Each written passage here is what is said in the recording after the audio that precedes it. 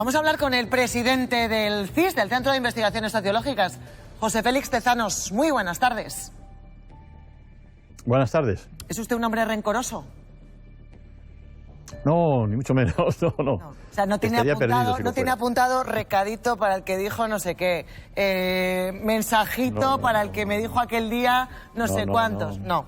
Nada. Yo creo que además en la vida política pues hay que tener cierto espíritu también de deportividad. Yo entiendo que el que está en una responsabilidad política pues tiene que aguantar críticas, ¿no? Hombre, lo que ha ocurrido con el CIS es que ha sido un poco desmesurado todo, ¿eh? ¿Los cambios de metodología se arrepiente de haberlos hecho? ¿No nos han vuelto un poco locos? Es que no ha habido cambio de metodología. Esto ha sido una intoxicación sistemática. No ha habido ningún cambio de metodología. Ha habido, digamos, o sea, el CIS, igual que otros institutos de investigación, hacen unas encuestas, se obtienen unos resultados. Es decir, los ciudadanos nos dicen unas cosas. Y entonces hay determinados aspectos de la vida política que no traslucen en las encuestas. Por ejemplo, en España ha sido muy famoso siempre el voto oculto del PP. Es decir, al PP las encuestas daban un porcentaje de voto, luego tenían lugar las elecciones y el resultado era otro. Entonces se estudió, se analizó, se hicieron modelos para estimar ese voto oculto.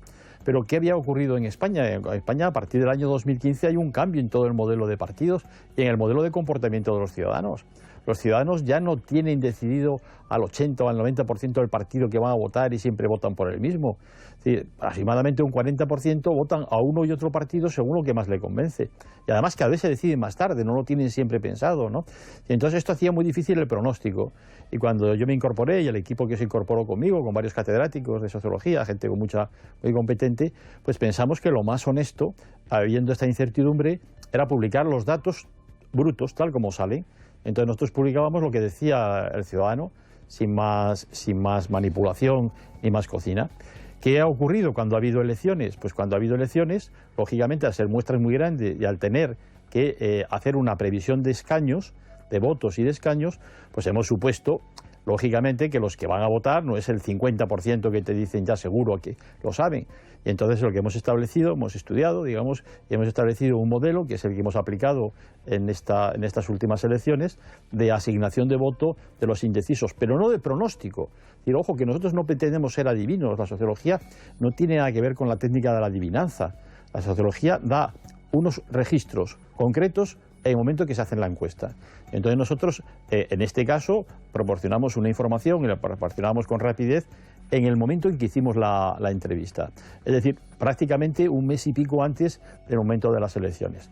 En ese momento había muchos indecisos y nosotros intentamos ver si se podía asignar, pero a ese momento. Y dimos estos datos, lógicamente con un intervalo porque había variaciones, ¿no? Y eso, bueno, pues ha mantenido estable, pero podía haber ocurrido que no se hubiera mantenido estable y que hubiera habido acontecimientos extraordinarios que hubieran cambiado la voluntad de los electores, ¿no? Bueno, incluso hechos que ocurren cuando ustedes ya han hecho la encuesta y que luego también alteran la voluntad del votante. Estoy pensando, por ejemplo, en Pablo Iglesias y su incorporación a la vida pública, que no estaba recogido en el último CIS. Pero fíjese, usted comparecía en la cadena SER en una entrevista el día después de publicar los resultados del último CIS y decía esto, quiero que lo escuche.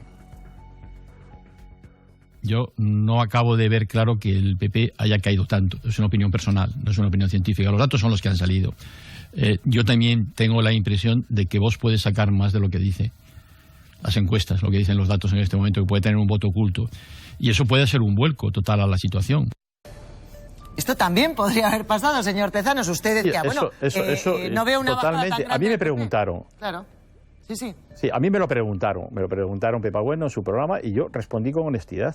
A mí sinceramente me sorprende y me sigue sorprendiendo porque se ha producido ese vuelco, que un partido que ha tenido tanta importancia en la historia de España, que ha tenido varias veces las responsabilidades del gobierno y demás y tal, que de pronto tenga esa bajada tan espectacular, pues no deja de ser llamativo.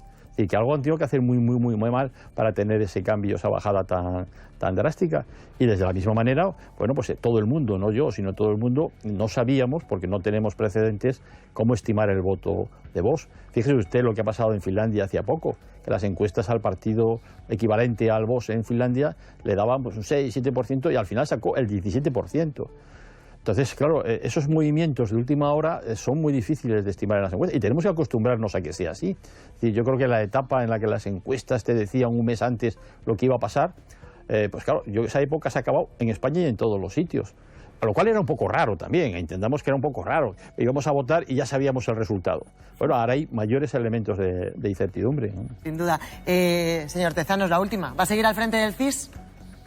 ¿O ya ha tenido bastante? Bueno, yo tengo mucha capacidad de resistencia y desde luego si el presidente del gobierno me pide que siga al frente, yo seguiré al frente. Tenga usted en cuenta que yo he llegado al CIS después de una larga carrera académica y científica. Yo ya estaba en condición de profesor emérito y demás y no había yo nunca pensado que podía llegar a estar como presidente del CIS. Yo había colaborado muchas veces con el CIS, había escrito en sus revistas, he hecho investigaciones, pero bueno, me lo propuso una persona a la que yo confío, que es el presidente del gobierno, y yo encantado, claro.